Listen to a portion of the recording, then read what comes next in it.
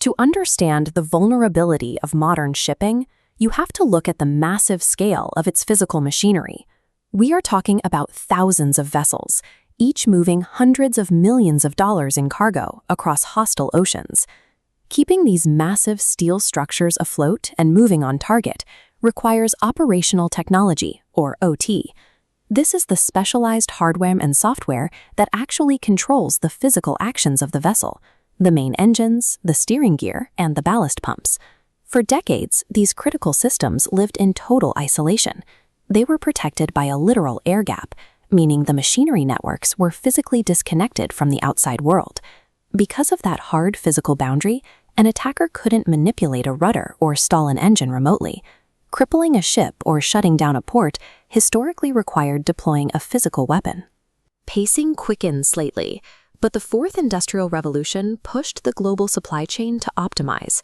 Operators needed real-time cargo tracking, predictive maintenance, and algorithmic route adjustments to save time and fuel. Achieving that extreme efficiency meant taking standard information technology, the internet, cloud servers, and administrative networks, and converging it directly with the heavy operational technology. Ships became floating data centers, and ports were blanketed with connected sensors. The direct consequence of this extreme connectivity was that the protective air gap was entirely erased.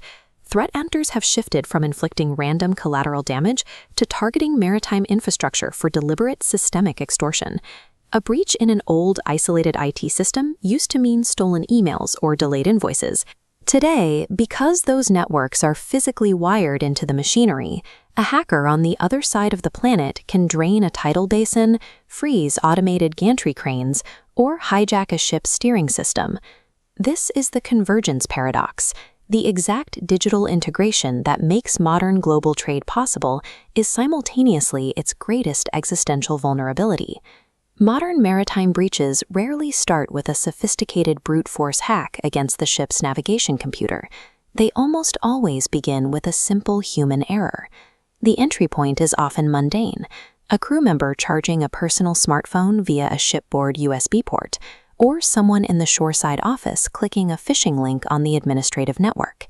Once malware infects the standard IT system, it scans the ship's ad hoc architecture for poorly secured pathways. It jumps the boundary line, burrowing deep into the operational side. It takes root inside electronic chart displays, the ballast management system, or engine control modules. This creates a critical conflict in security philosophies. Standard IT security prioritizes CIA, confidentiality, integrity, and availability. But maritime operational technology relies on CAIC, where control and safety sit at the absolute top of the priority list. If an IT network goes down, a company loses spreadsheets. If a CAIC-focused OT system is compromised, a crew loses physical control of a 200,000-ton vessel moving at 20 knots. Realizing the immense risk, the International Maritime Organization passed Resolution MSC.428.98, mandating cyber risk management be directly integrated into a vessel's safety management system. This forced the industry to move past voluntary guidelines and implement strict, auditable zero-trust architectures, operating on the principle that no user or network segment is ever trusted by default. For centuries, shipbuilders have used physical, watertight bulkheads to stop a localized flood from sinking the entire ship. Strict network segmentation uses digital firewalls to do the exact same thing, trapping malware in one system before it can cross into another. Modern cybersecurity compliance is the structural engineering of the vessel's digital hull, but the defensive rules are already struggling to keep up. The cyber arms race is accelerating rapidly. Hackers are currently deploying AI-generated phishing campaigns, probing autonomous drone vehicles, and exploiting the massive webs of Internet of Things sensors tracking cargo across terminals. And on the near horizon is an even larger threat: cryptographically relevant quantum computers. These future systems will possess the processing power to easily shatter the public key encryption standards we rely on today. Software threats mutate in a matter of weeks, while a cargo ship is built to sail for decades. The timeline of cyber evolution is vastly outpacing the physical life cycle of the global fleet. Because of this, checking a regulatory box today won't protect a ship tomorrow. The industry has to design systems with crypto agility. The capacity to completely swap out vulnerable encryption algorithms without having to tear out the underlying hardware.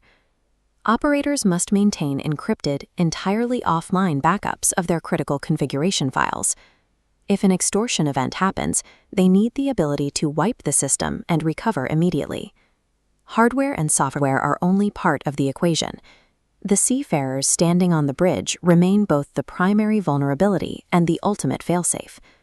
True maritime cyber resilience means training human operators to recognize the subtle physical symptoms of a network attack. They have to be ready to step in, override the system, and take the helm manually before a digital manipulation turns into a real-world catastrophe.